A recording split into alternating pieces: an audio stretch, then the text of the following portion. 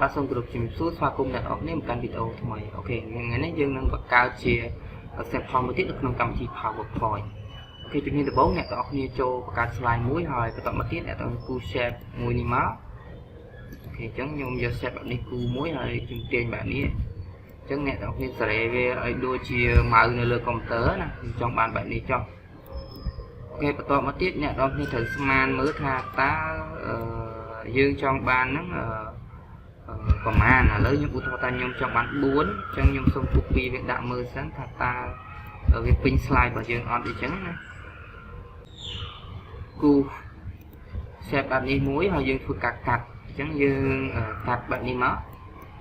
យើងដាក់ចំកណ្ដាល shape របស់យើងណាតមកទៀតអ្នកនរគ្នា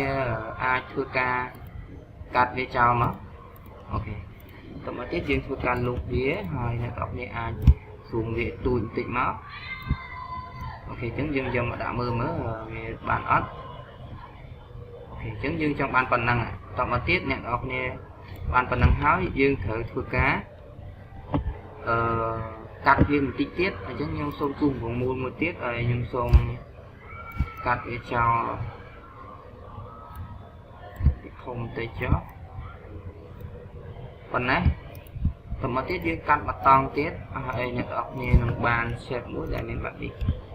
អូខេបន្តមកទៀតយើងដាក់វាចូលមកដាក់មកចូលការងាររបស់យើងហើយយើងធ្វើការ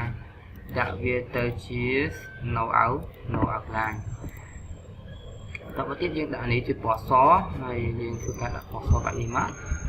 អូខេហើយនេះយើងអាចបដូរពណ៌មកដាក់ពណ៌ណាដែលយើងចង់បានឥឡូវខ្ញុំសូមដាក់ពណ៌នេះមួយអូខេនេះយើងអាចដាក់ stroke តិចតិចក៏បានដែរឥឡូវខ្ញុំសូមមើលដាក់ stroke តិចតិចបែបនេះមកតមកទៀតយើងចាប់ដើម add text ចូលអញ្ចឹងអ្នកនរគ្នាអាច add text ចូលមកចាំអូខេបន្តមកទៀតយើងអាច add text ចូលមកយើងដាក់ពណ៌ text របស់យើងណាទៅតាមការចង់បានរបស់យើងហើយបន្តមកទៀតអ្នកនរគ្នាអាចធ្វើការcopy វាអញ្ចឹងខ្ញុំសូម copy ទាំងអស់មកអូខេដាក់លីនីមួយ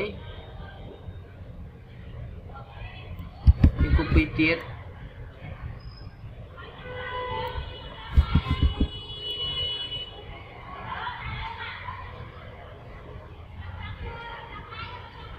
អូខេយើងបានបែបនេះហើយបន្តមកទៀតអ្នកនរគ្នាយក tag មួយមកយើងដាក់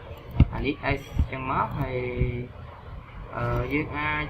ដូរ font មកដាក់ Times New Roman ហើយអ្នកនរគ្នាអាចធ្វើការបង្រៀនវាឲ្យធំមក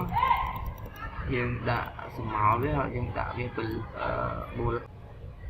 អូខេតោះពីបានប៉ុណ្ណឹងហើយអ្នកនរគ្នាអាចធ្វើការបដូរពណ៌បានហើយឥឡូវខ្ញុំសូមដូរពណ៌នេះដាក់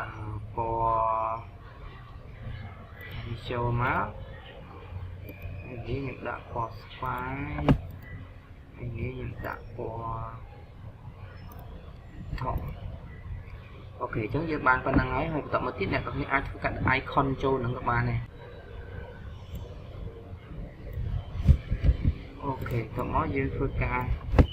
select យក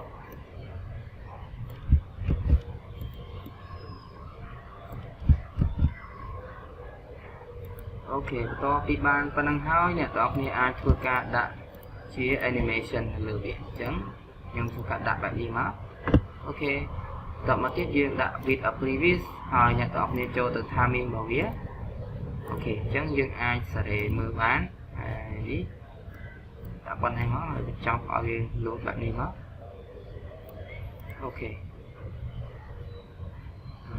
នេះយើងដាក់ 1.25 មួយកន្លះអូខេអញ្ចឹងខ្ញុំសូមទៅកែនេះទៀតដាក់អានេះឲ្យវាពាក់កណ្ដាលអូខេអញ្ចឹងយើងធ្វើការ preview មើលមកអូខេនេះអញ្ចឹងយើងបានជា animation មួយដើម្បីធ្វើការ presentation អូខេអរគុណច្រើនជួបខ្ញុំនៅវីដេអូក្រោយហើយបើសិនជាវីដេអូផ្លេចជួយ follow subscribe ទៅកាន់ channel YouTube ឬជា TikTok របស់អ្នកមួយអូខេបាយបាយជួបខ្ញុំនៅវីដេអូក្រោយបន្ថែមទៀត